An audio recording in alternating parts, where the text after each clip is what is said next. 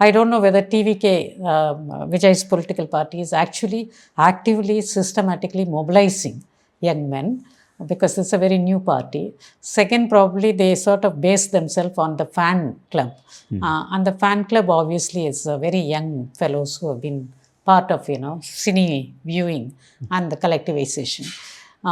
These spaces are representing new, not only the crisis, a new masculine aggression in order to contend with what has been denied to them in various other institutions.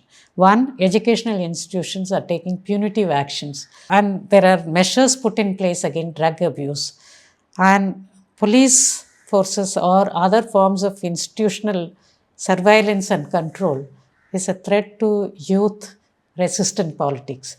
So now what they see here is an opportunity when there is a new collectivization is happening. When somebody is using a new forms of populist rhetoric and imagination, it attracts a youth which is completely about anti-authority of all kind. Vijay's rhetoric is basically that defy all authorities. And, it doesn't concretely talk about when we come to power, what we will be doing. It talks about that all powers are against young men kind of thing. But the young men must be looking at Vijay as a ray of hope, right? Yes, isn't it a possibility? Definitely of hope of all kind of, I would say, in a way that it's a kind of a hope in negativity, in the sense destroy. But what is a new world that you're going to build? What is the imagination of a new world that you want to build out of this destruction? I do see that this is not really an uprising in the case of Tamil Nadu, but this is a kind of a new entry into resisting authorities and asserting new forms of masculine self.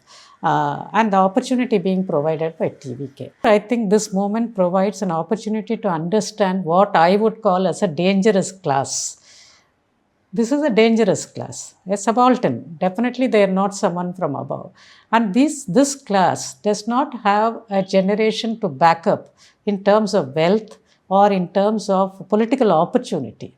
Given the fact we have talked about the liberalization and the wealth that is required to participate actively in the representative politics, I think these youth lack any of these kind of resources. Okay. They are absolutely, first generation young fellows who do not have any of these resources in their hand.